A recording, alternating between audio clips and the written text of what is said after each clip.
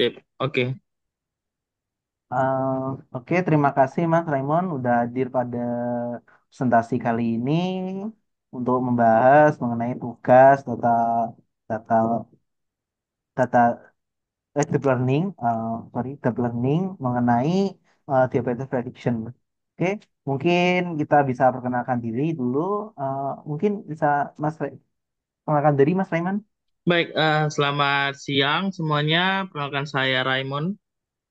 Di sini kita nanti juga akan men-share tentang diabetes prediction yang menggunakan metode logistic regression. Baik, Ya, terima kita kasih mulai. Mas. Baik. Oke. Mungkin bisa Kita Mas mulai.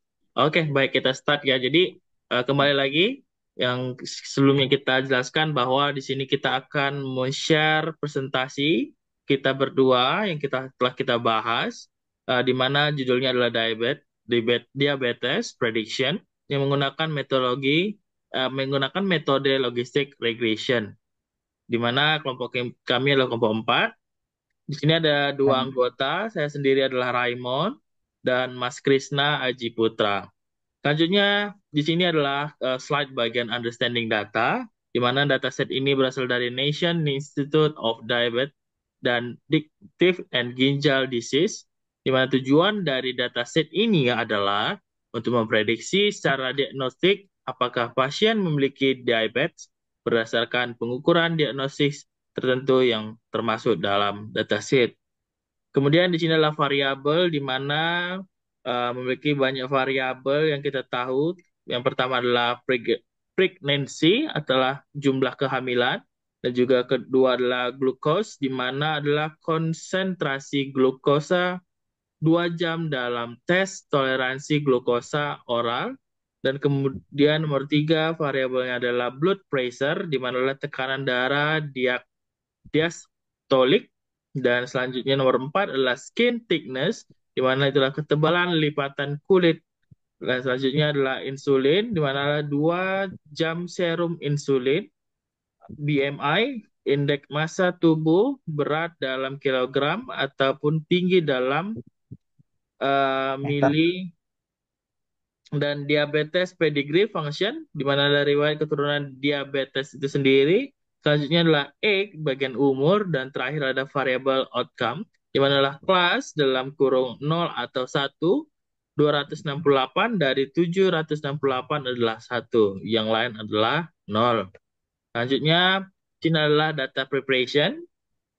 Yang pertama itu data cleaning, kemudian adalah data normalization, ketiga adalah data standardization, dan data consolidation.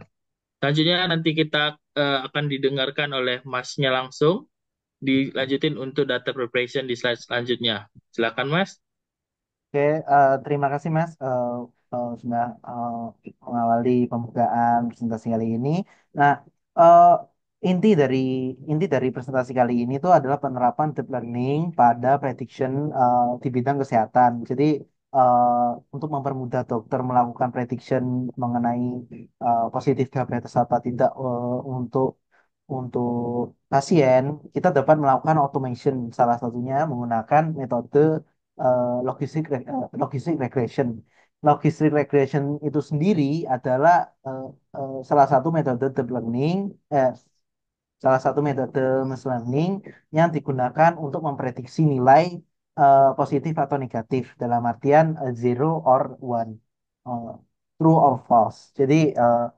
Jadi nanti hasilnya adalah jika pasien mengidap diabetes nanti akan nilainya satu atau kosong. Nah, dari dataset ini sendiri itu tuh udah dijelaskan juga di outcome. Outcome ini prediksi dari dokternya itu sendiri eh, bahwa eh, bahwa positif diabetes atau tidak dari nilainya. Nilai satu itu positif diabetes, nilai nol itu eh, normal. Nah, dari variabel-variabel yang dijelaskan Mas Raymond tadi, itu ada sekitar berapa ya, Pak? Sekitar berapa variabel coba? Satu, dua, tiga, empat. ada 9 variabel yang menentukan eh, yang menentukan positif diabetes atau tidak. Nah, balik lagi ke data tadi, Mas. Nah, dari data preparation, kita akan melakukan 4 metode untuk mengolah raw data data set yang sudah ada, yaitu kita melakukan data cleaning, data normalization, data standardization, dan data consolidation. Nah, 4 metode ini itu diperlukan untuk data set tersebut dapat diolah nanti oleh model logistic regression. Selanjutnya, Mas. Nah, bisa dilihat di gambar sebelah kiri tersebut, itu tuh gambaran dataset eh, dari 5 variabel teratas. Jadi bisa dilihat itu ada pregnancy, glucose, blood pressure, skin thickness, insulin, dan variabel yang disebutin lain. Nah, dari setiap data tersebut itu tuh tipenya itu angka. Jadi nilainya angka dan ada juga float itu koma, 5 koma ya. Setelah itu selanjutnya yang sebelah kanan itu informasi datasetnya. Nah, setelah kita tahu datasheetnya apa aja, kita bisa lakuin data exploitation.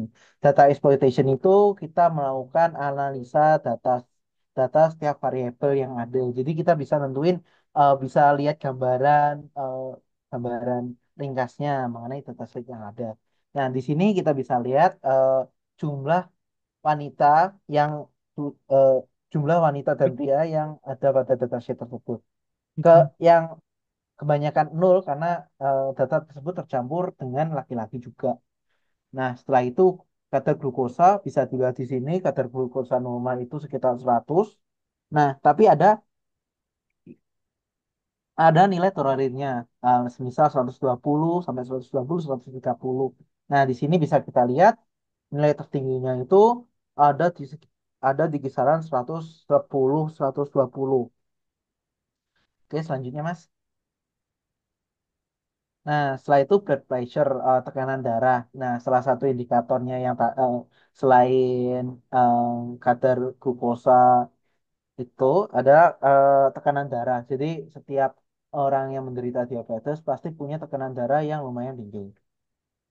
Bisa dilihat di sini nilai normalnya, nilai rata-ratanya itu sekitar 70, dan juga skin thickness, apa, ketebalan kulit. Jadi kalau misalnya kena diabetes pasti ada indikasinya. Salah satu indikasinya itu kulit menebal.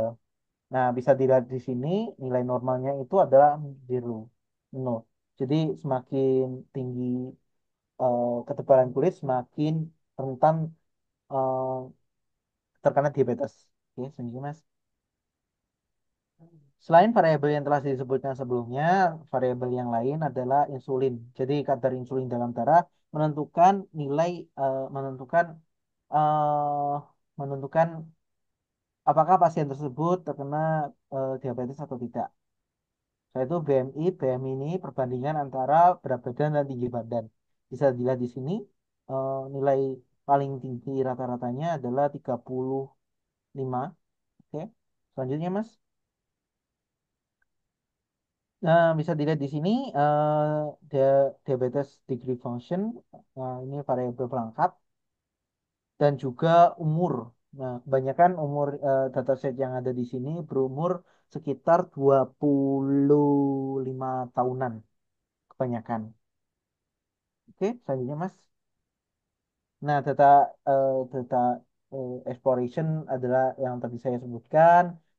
Data tersebut itu sudah diolah dari 4 metodologi yang saya sebutkan sebelumnya. Jadi setelah data tersebut diolah, habis itu kita exploration, apa aja, ada anomali tidak, ini normal tidak. Nah, setelah itu baru lanjut ke membuat model logistic regression, logistic regression. Nah, berhubung ini uh, kita hanya tugasnya hanya untuk menyebutkan salah satu penerapan deep learning pada kehidupan sehari-hari, maka saya di sini tidak akan menampilkan kode ataupun model yang saya buat di Google Collaboration. Tapi saya langsung tambahkan hasilnya. Nah, di sini bisa dilihat hasil dari regression logistik modelnya yang telah saya buat.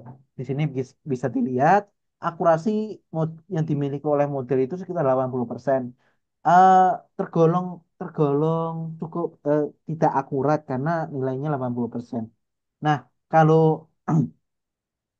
agar akurasinya meningkat hingga mendekati nilai yang pantas digunakan yaitu sekitar nilai 98-99, maka kita diwajibkan untuk menambahkan dataset yang sehingga semakin banyak pasien yang digunakan untuk melatih model, maka semakin akurat model yang telah kita buat nanti.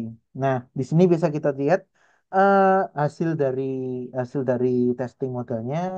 Di sini ada akurasinya, makro, habis itu weight. Nah, ini kita nggak penting, tapi kita bisa lihat pada persebarannya di sini. Kita bisa lihat. Nah, semakin eh, jadi jadi model yang kita buat ini itu bisa mendeteksi basisnya nilai yang telah dikumpulkan.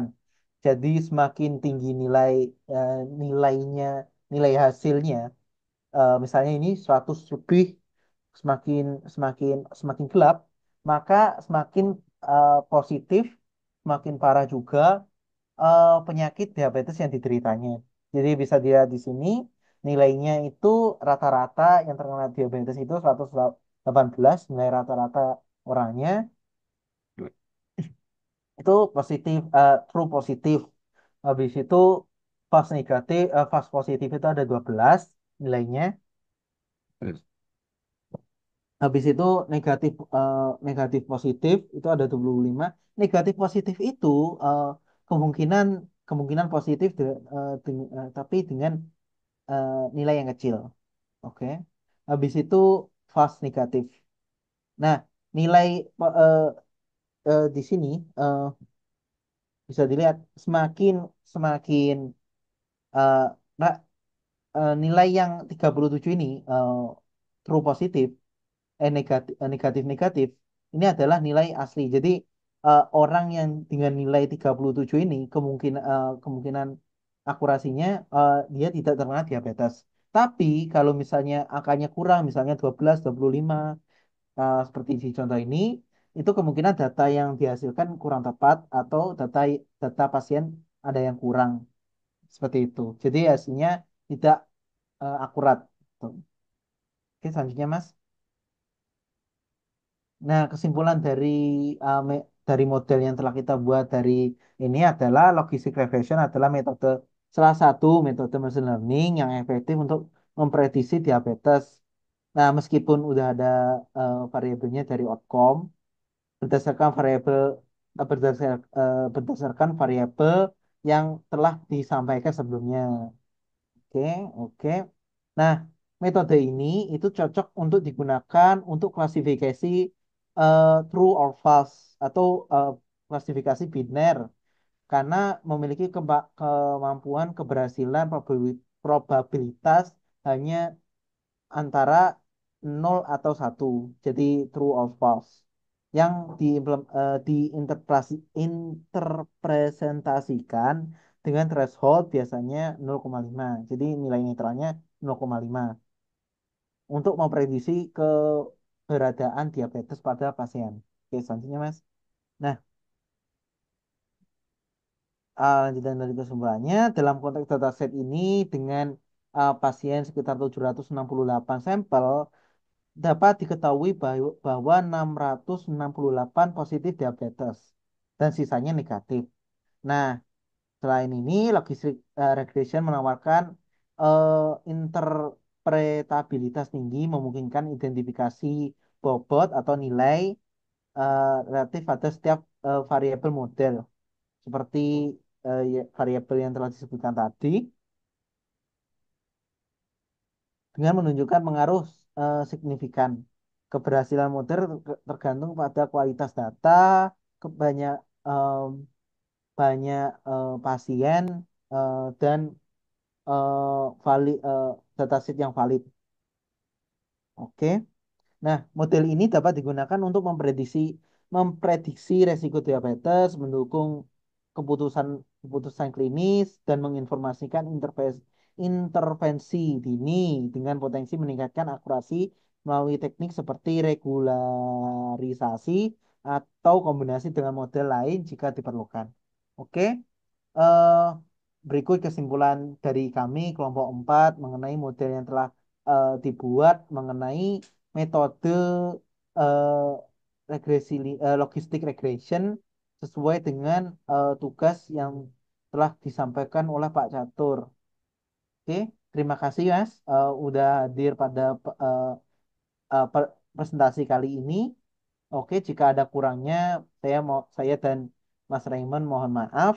Terima kasih, sampai jumpa. Sampai jumpa. Terima kasih. Ya, Mas.